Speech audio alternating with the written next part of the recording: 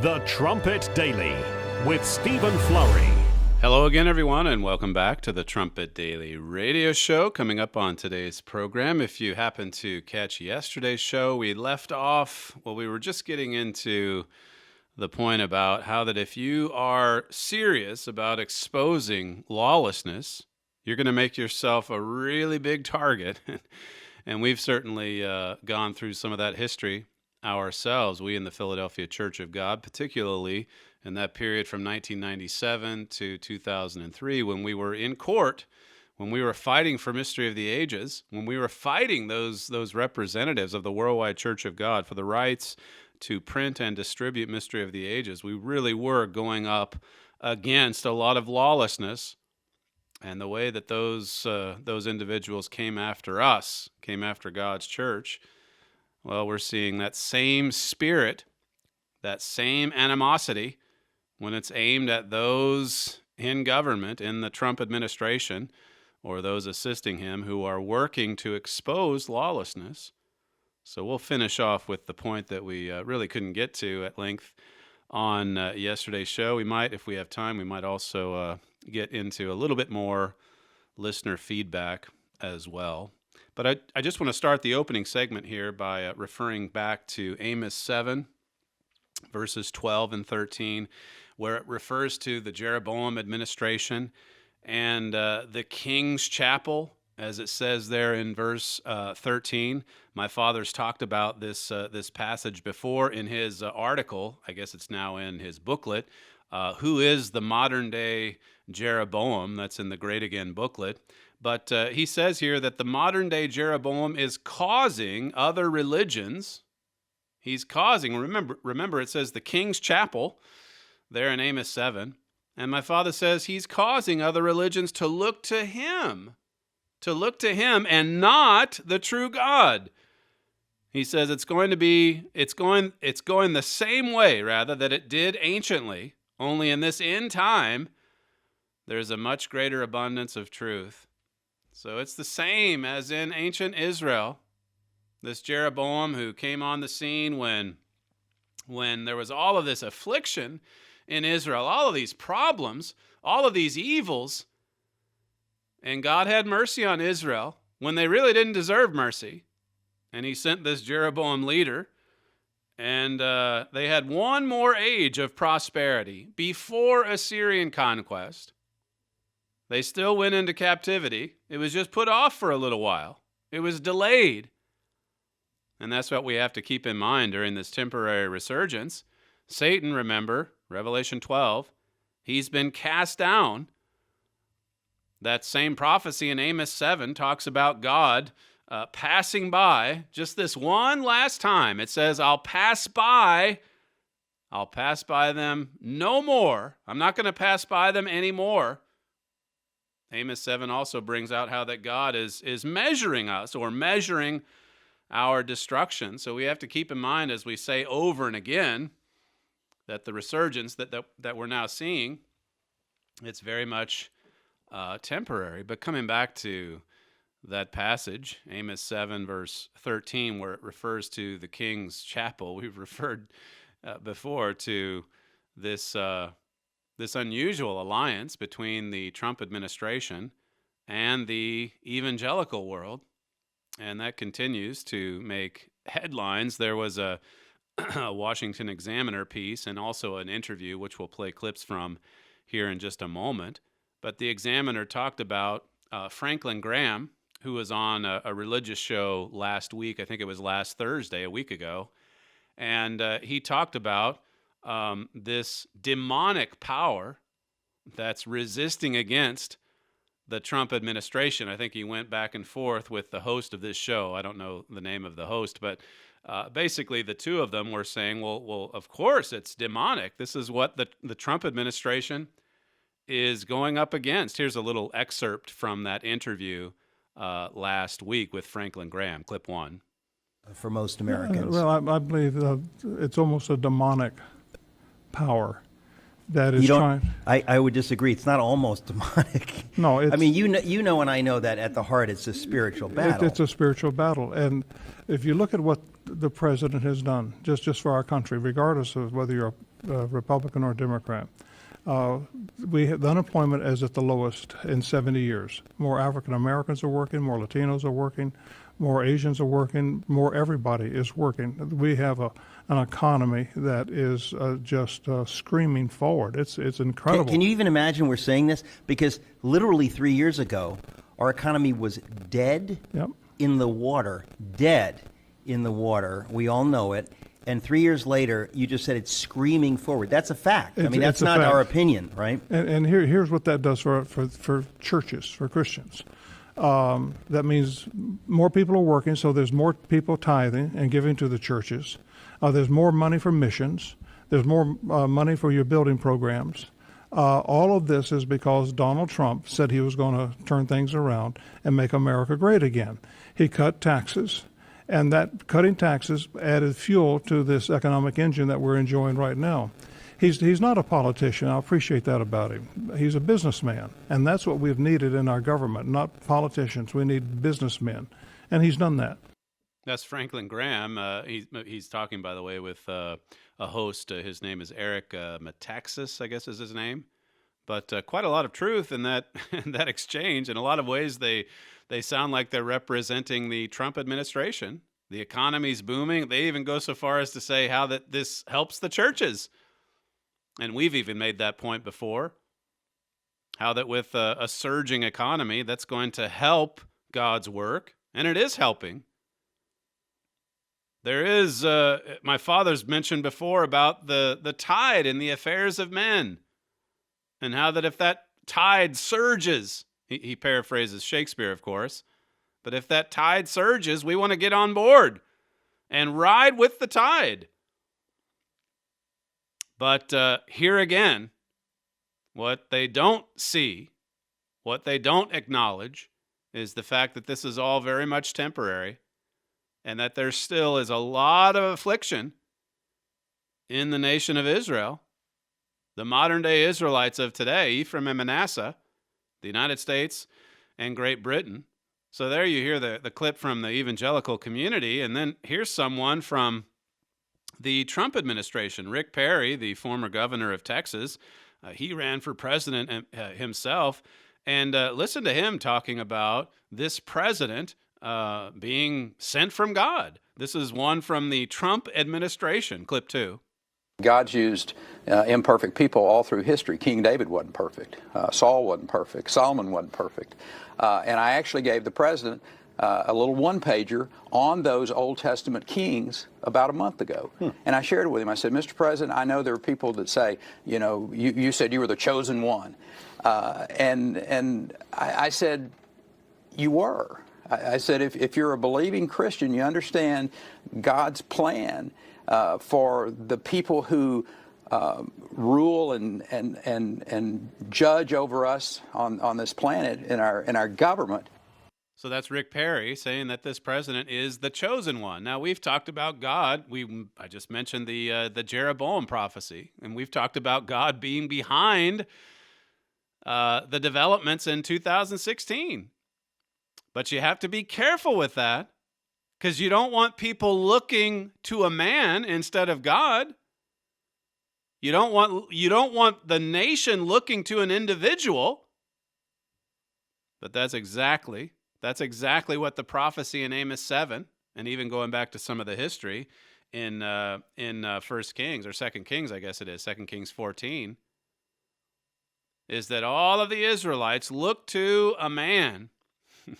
But imagine one of his advisors giving him a one-pager about the Old Testament kings and talking about how that they weren't perfect. And this president isn't perfect, but he is, as you hear from his administration, people in his administration, and people in the evangelical community. He is, the way they view it, he is the chosen one. Now let me switch over to Fox and Friends. This is Pete Hegseth, and he's commenting on those comments made by Rick Perry. This is clip 3.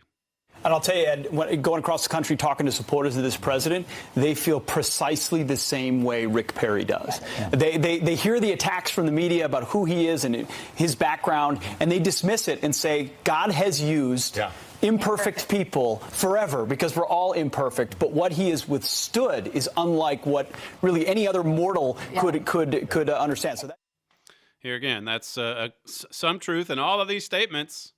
And that's a Fox host saying that this is the sentiment of a lot of people across the nation of America, a lot of people in the United States today. But only God's church gets it right. Only God's church can give you the real meaning of these prophecies. The United States was being afflicted during the days of the previous administration. And God looked down upon our nation, just like he did anciently, and he had mercy. He had mercy on our nation, and he's saving us temporarily, not because we deserve it, not because we're repentant. He's saving us because of his mercy, and he's giving us one last chance, one last resurgence, one last period of prosperity. Our nations need to be warned like never before, even during this period of resurgence. We've told you before about what my father said back in, what was it? I think it was October of 2016, just a little less than a month before the election, back when Hillary Clinton was leading in the polls. And everyone thought she was going to win. And my father said, if I'm reading this right in Amos 7, it would suggest that Donald Trump is going to be the one to pull this out, this election. This is a quote from the coworker letter that he wrote just after the election of 2016. This is dated November 23rd, 2016. And my father says, this election was prophetic. When there's a type of Jeroboam on the scene, then God will send the sword upon his people because of all of its sins. It's because of America's sins that it must suffer. And this is brought out in the last few verses of Amos 7 as well. So that's what the prophecies say. Yes, there is a resurgence. Yes, you can see God's hand in what happened in 2016. But no, it's not because of. The resurgence is not because of our righteousness. It's not in any way because of our repentance. You're listening to Stephen Flurry, and this is the Trumpet Daily radio show. If you'd like to email the program, you can send feedback to td@kpcg.fm. We'll be right back.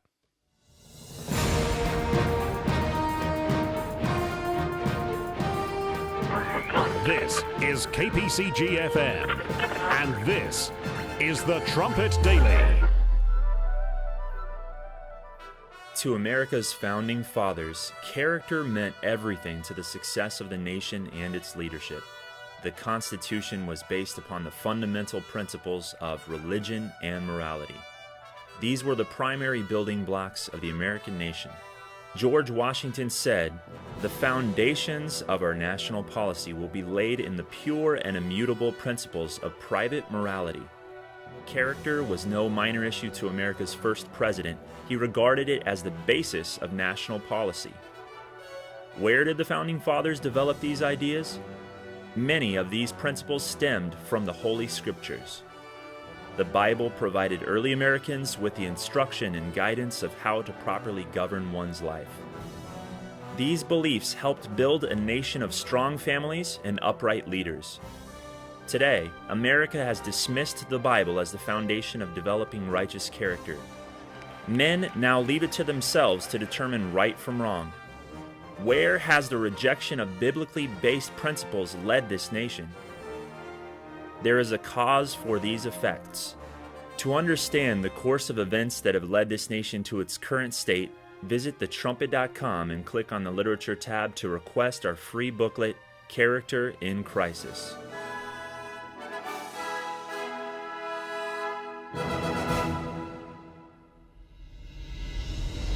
From the Philadelphia Church of God campus in Edstone, England, this is the Trumpet Daily program with Stephen Flurry.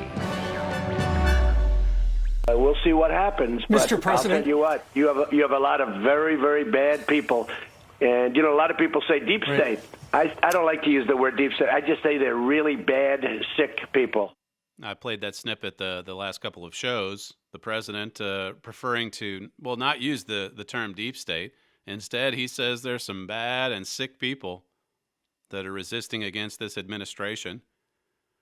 And again, this is something my father has written about at length years before the 2016 election. If you go back to America Under Attack or Great Again during the election year. And then afterward, he commented on it again in that Saving America from the Radical Left. Again, it's temporary, but my father brings out the points that if Hillary Clinton had won, we'd see, the corruption would not have been exposed. We wouldn't have seen just what the radical left is willing to do to return to power, to seize power. He said that the left, the radical left, it has no respect for the rule of law. They think they're above the law.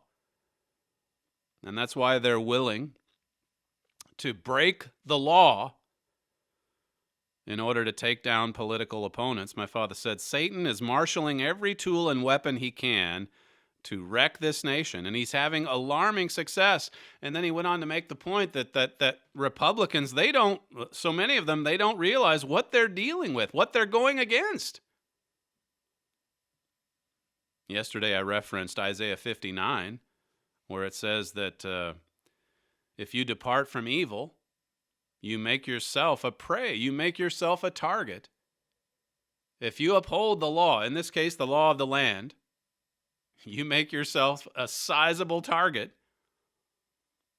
And look at how the radical left goes after anyone that would dare expose their nefarious acts.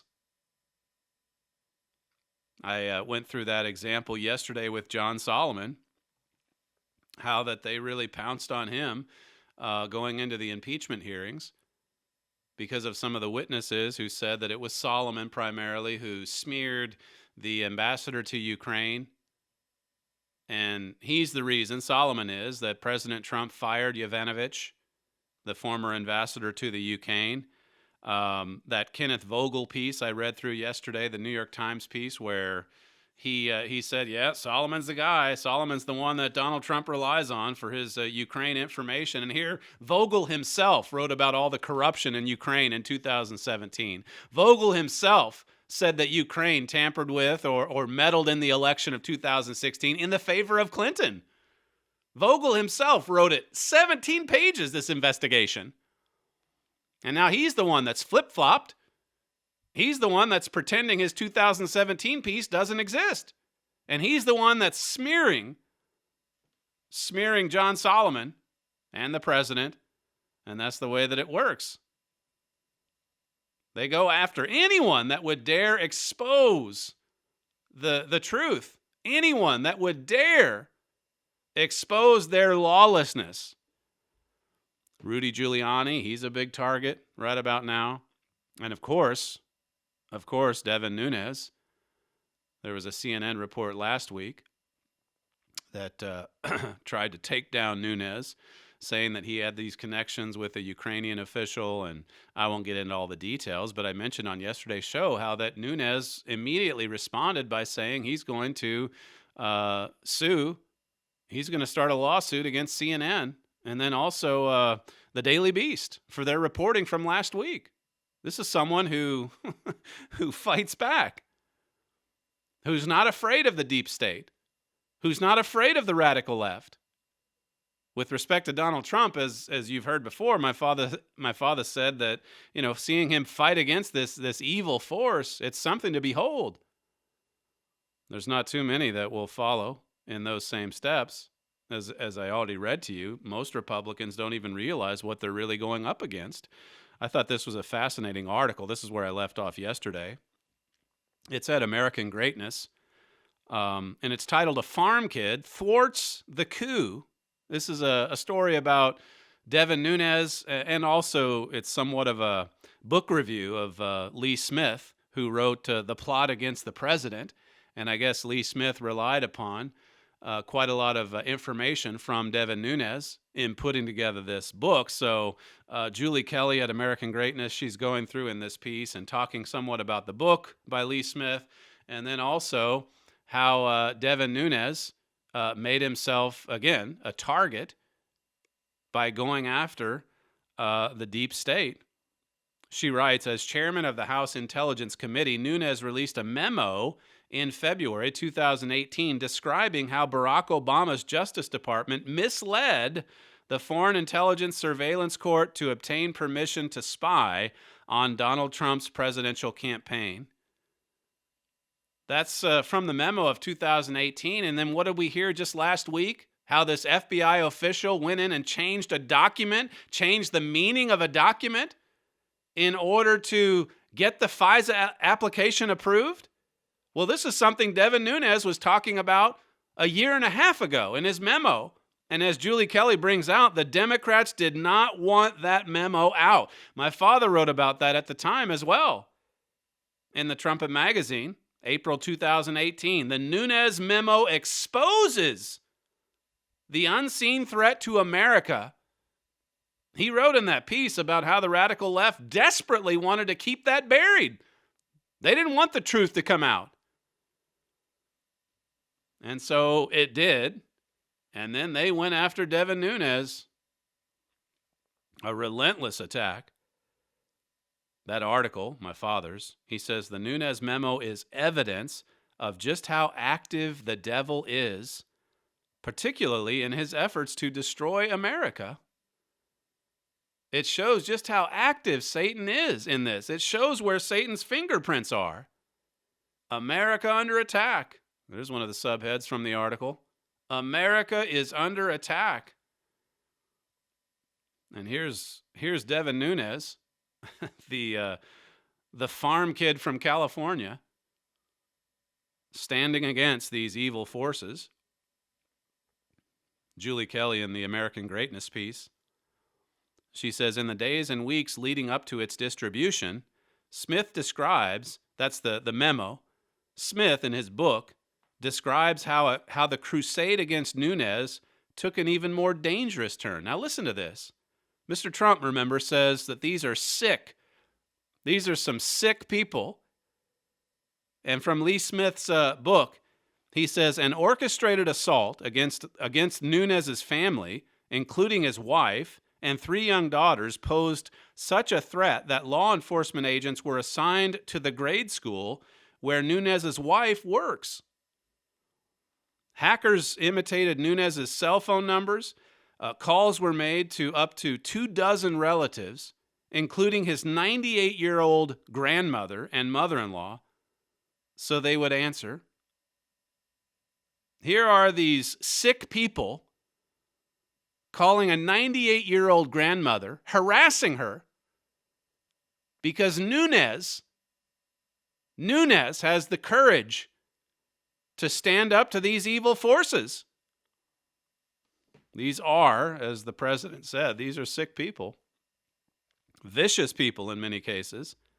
Now, as I say, when you look at some of the history that we lived through during our 6 years of litigation with the Worldwide Church of God, we faced up to these same intimidation tactics. All of these slanderous attacks against Herbert Armstrong's reputation, his legacy, his character. Of course, he was dead at the time, but they went back and tried to revise the history.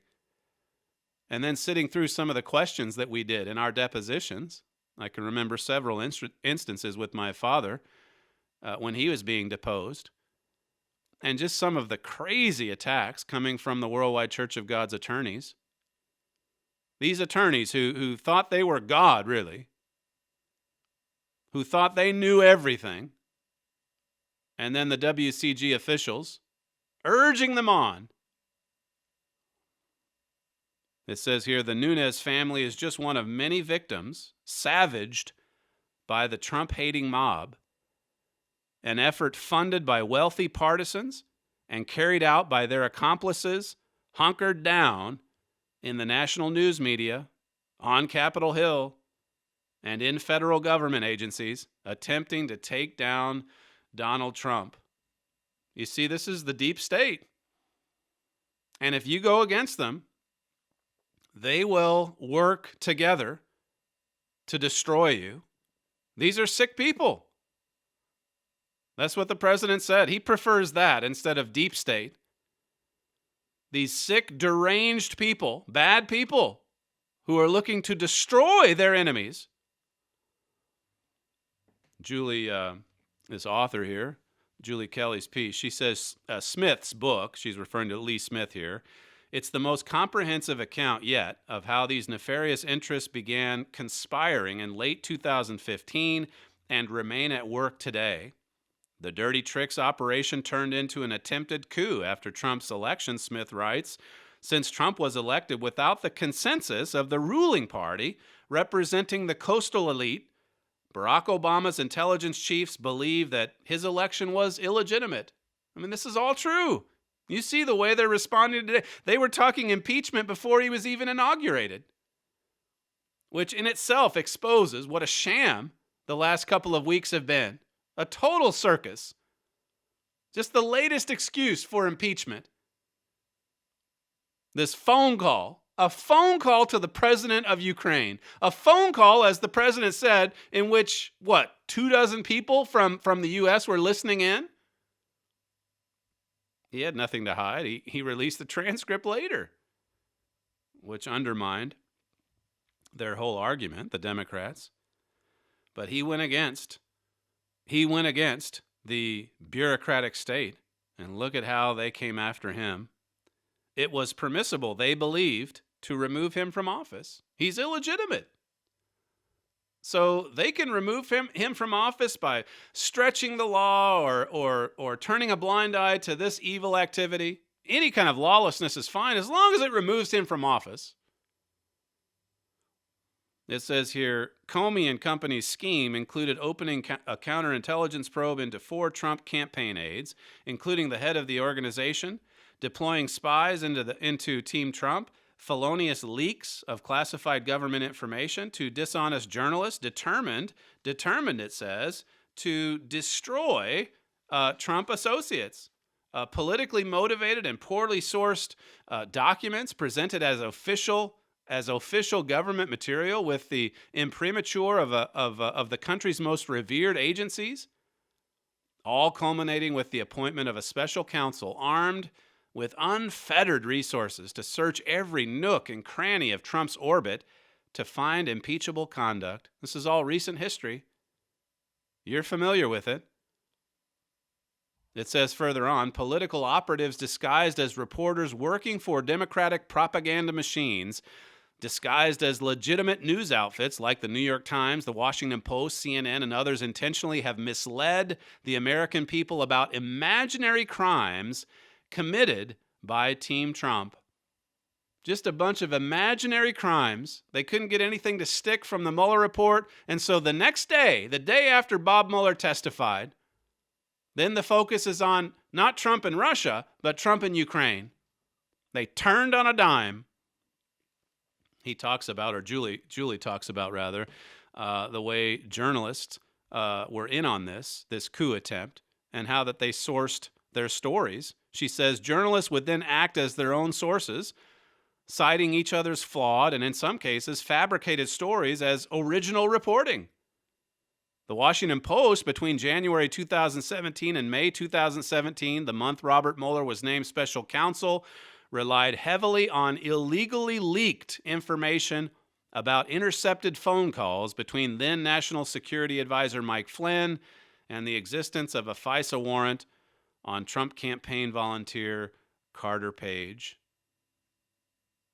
She says how that these people, these sick people, they ruined so many lives. People that came along that wanted to help the Trump administration. Donald Trump commented on this back in October, about a month ago, in an interview that he had with Sean Hannity of Fox News. Listen to what he says about how that they went after people in his administration to try to destroy them. This is clip 5. What they did is a disgrace. And I really mean it. This should never happen to another president. Because what happened to people that worked for me, who are good people, what they had to do, they went bust trying to pay for their legal fees. They came to Washington to do a fantastic job. I always say they were bright-eyed and bushy-tailed. They came to Washington, they wanted to do a great job on health care, on this, on that, on all sorts of things. And they left, and they were dark people. They left dark. These people that came in wanting to help him. They came in with bright eyes. They came in all happy and optimistic about the new direction for the country. And then they ended up using their life savings on legal fees. And quite a few of them just wanted to get out. They wanted to go back to their private lives. They wanted to be left alone. They wanted to get away from these sick people. Now, in this American Greatness piece, this is what's astounding here, because they have gone after Devin Nunes nonstop. And it says here, Nunes, on the other hand, appears energized and on the verge of redemption. So Nunes, they could have chased him out of town had he been, I guess, a little bit weaker. But he seems energized. It says Attorney General William Barr promised to excavate the corrupt origins of the Russia collusion hoax, especially the activity of operatives like Comey between Election Day and inauguration. So she's saying that he stayed the course. He's continued with the fight. And now it looks like the tables are turning. She mentions Attorney General Barr and the Durham investigation and all the FISA abuse. Some of that's already coming out. It says here, that's why the establishment, the press, the permanent bureaucracy, the tech oligarchs, the urban aristocrats, the deep state, and all the rest of the ugly, beautiful people will never forgive Devin Nunes. She's quoting the Smith biography. Sorry, not the biography, the book that he wrote about the investigation, or rather the attack on Donald Trump. And he says again, it belittled them that he didn't care. He wasn't their sort, but was proud to be a farm kid. Talking about the Devin Nunes, his background, and how that he went up against this establishment, and they hate him for it. It says here, it looks like the farm kid and all Americans who are not invested in this insidious, destructive plot will prevail.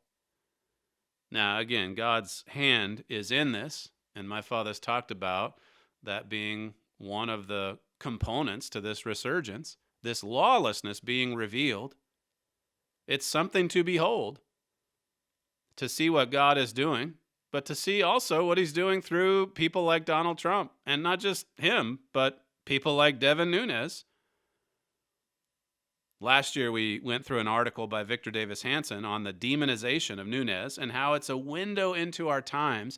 Hanson talked about how this really does reveal a lot about the state of America today.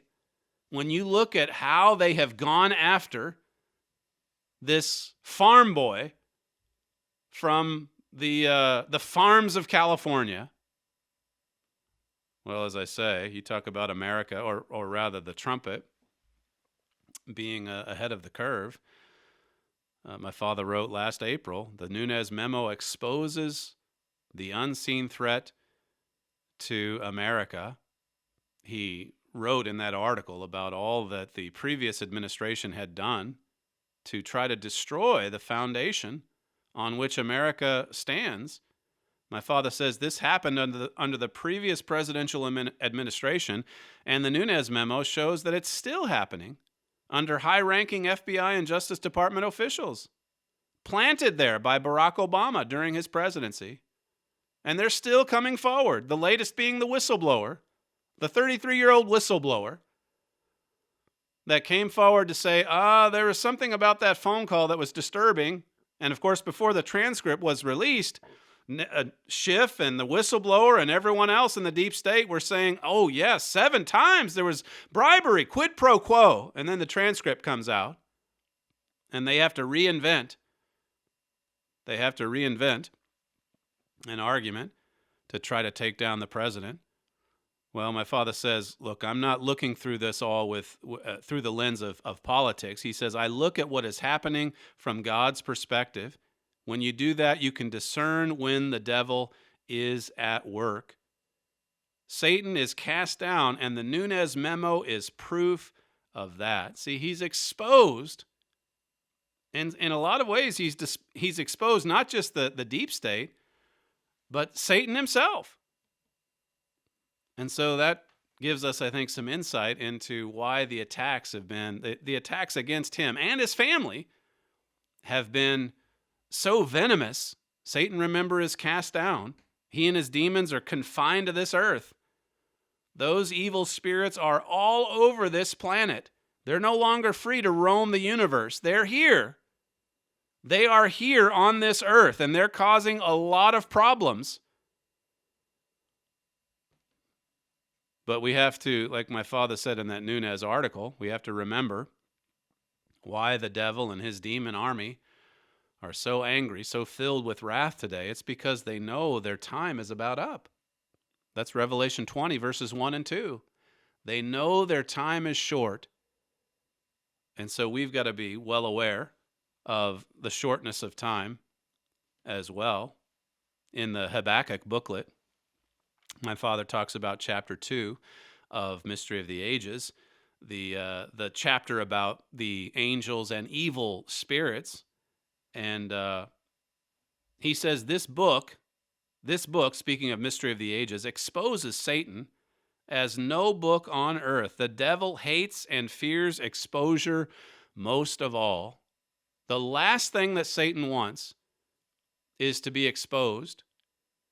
And this is the last thing that the radical left wants as well, which is why there are so many distractions that they put out there. Even these investigations, in so many ways, and the impeachment trial or the impeachment hearings, it's all designed to cover up the truth, to cover up the lawlessness, to cover up the evil.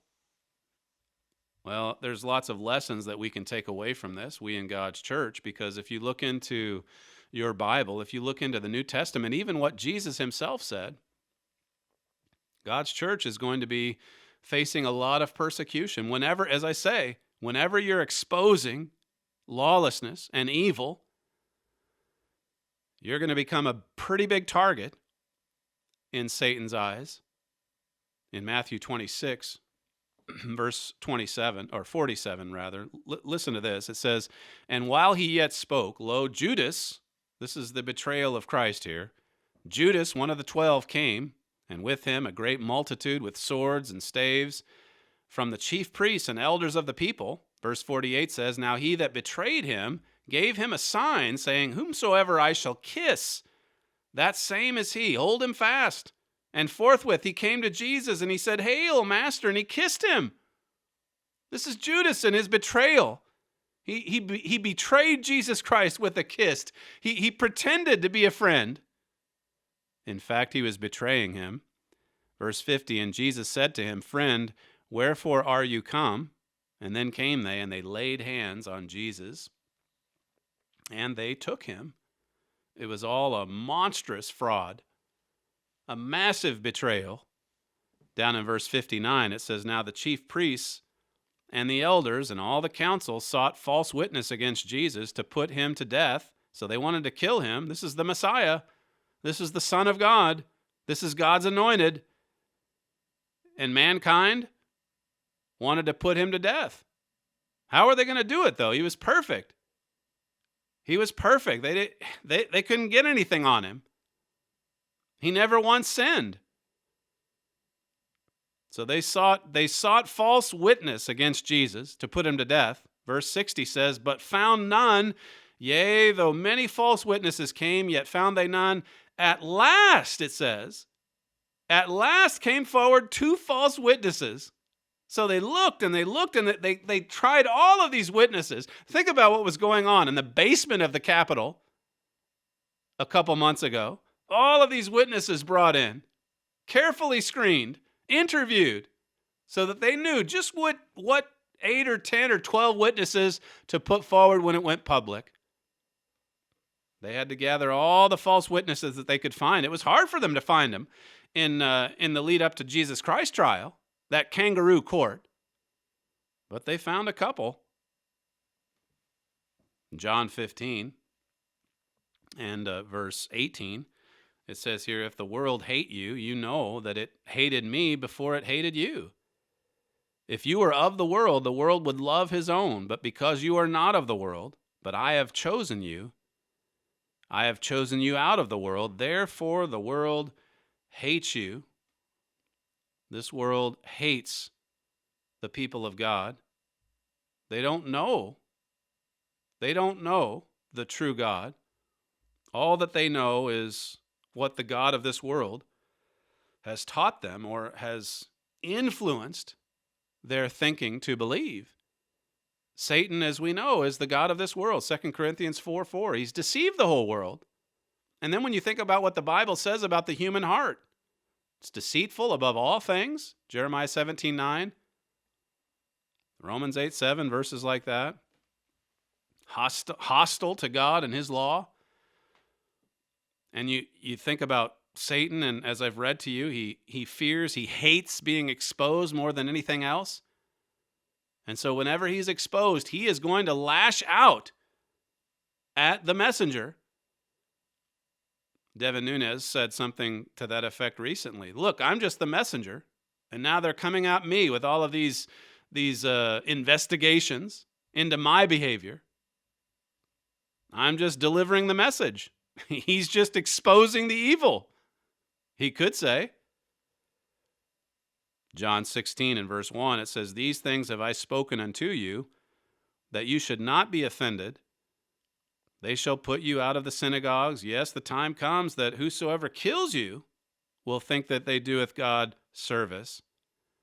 And these things will they do unto you, because they have not known the Father nor me. See, they'll come up with anything in order to take down the people of God. Here's one proof of God's true church.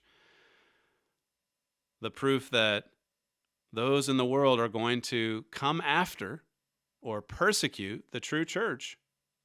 Yes, even in the world of traditional Christianity, there's going to be plenty of persecutors to come forward from that community. Remember, there's this alliance with the Jeroboam administration and the King's Chapel.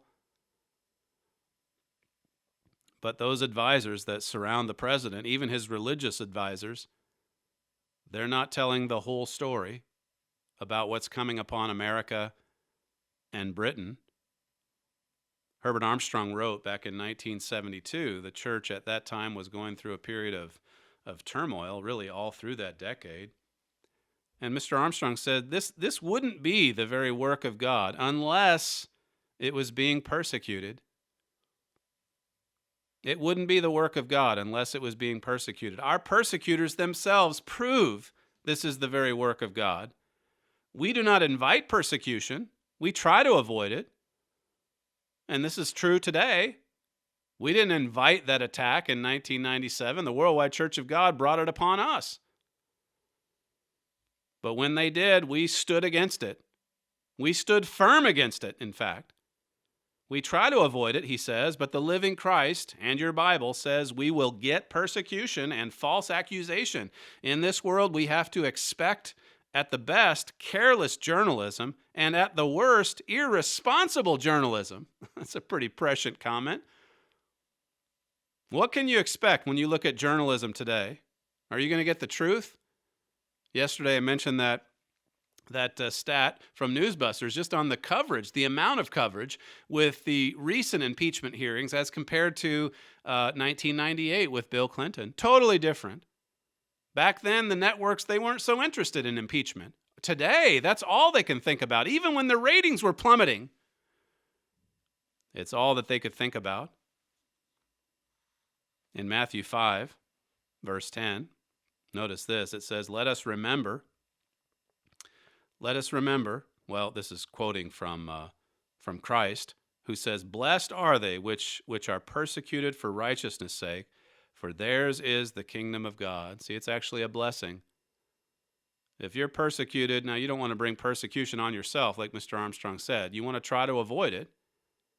But if it's for righteousness' sake, that's a blessing, and that should be something that we rejoice in, as Jesus himself said. Going back to this article from Mr. Armstrong, this is from 1972, it says, "This very persecution inspires us to go forward with renewed enthusiasm, faith, and determination." See, when that persecution comes, it inspires us. I'll refer you back to that article by or at American Greatness, where she talks about all of these lives that these sick people ruined.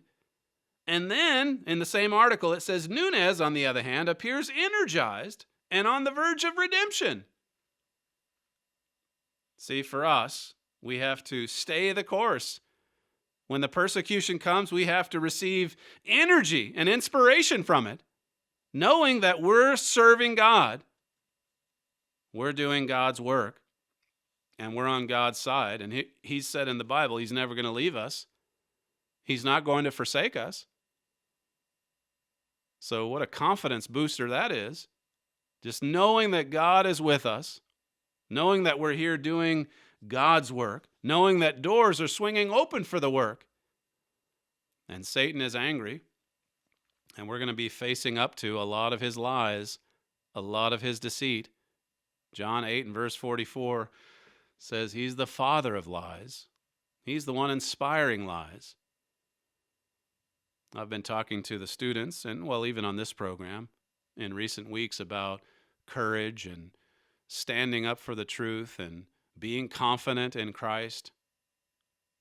And as I was saying to the students yesterday at their final forum before the break, I said, look, God brought you into God's college and to the academy to learn how to be confident in the Lord. You don't want to be self-confident. You don't want to be vain or arrogant. But you do want the confidence of Jesus Christ so that you can stand against the devil. Ephesians 6:11 says to put on the whole armor of God that you may be able to stand against the wiles of the devil. We've got to put on that armor every day so that we can stand against the devil, so that we can, as it says in James 4, resist against the devil. We've got to put up resistance. We've got to receive when the persecution comes, when the difficulty hits us, we've got to really react in a way that's quite different from what you would want to do humanly. Nunez, remember, appears energized by these baseless attacks. Put on the whole armor and stand against the wiles of the devil. Verse 12 in Ephesians 6, it says, "For we wrestle not against flesh and blood, but against principalities, against powers, against rulers of the darkness of this world, against spiritual wickedness in high places." These are the enemies that we're confronting in God's church. We're fighting against the devil and his demon army that's been cast down. They're confined now to this earth. Principalities, powers, rulers of the darkness of this world, spiritual wickedness, all of it. And we don't want to cower in fear when we go up against it. We want to stand against these evil forces. Stand firm. Stand against. Resist the devil. I mentioned James 4. The exact wording is, "Submit yourselves therefore to God, resist the devil, and he will flee from you." What a wonderful assurance that is. If we put up resistance, if we stand and fight, if we're fighting for God, then the devil's going to flee from us. One other passage here along these lines, it says, "Humble yourselves therefore under the mighty hand of God, that he may exalt you in due time, casting all your care upon him, for he cares for you." Humble yourselves. This is certainly part of godly confidence. We're not talking about arrogance or self-confidence. We're talking about a humble yet confident Christian who stands against the devil and his demon army. It continues here in 1 Peter. This is verse 8 of chapter 5. Be sober, be vigilant, because your adversary, the devil, as a roaring lion, walks about, seeking whom he may devour. We've got to stand against these evil forces. Be vigilant, be on guard, be courageous, be bold, be confident in Christ, and know that God will back us. Verse 9, it says, whom resist, here again, resist steadfast in the faith, knowing that the same afflictions are accomplished in your brethren that are in the world. It's not unusual for God's people to face persecution. It's not unusual for God's church to be attacked. It's not unusual for trials and tests to come upon us, even individually, if we're in God's family, if we're in God's work. In fact, as Mr. Armstrong said, it's a sign that we're on the right track. It's a sign that we're in the right church. You're listening to Stephen Flurry, and this is the Trumpet Daily Radio Show. If you'd like to email the program, you could submit feedback to td@kpcg.fm. Hopefully you'll have if you're in North America, you'll have a nice Thanksgiving break tomorrow. Andrew Loker will be with you on tomorrow's show, so you can look forward to that. Another live broadcast, even on the American holiday. We thank you for joining us on today's program, and we'll see you again tomorrow.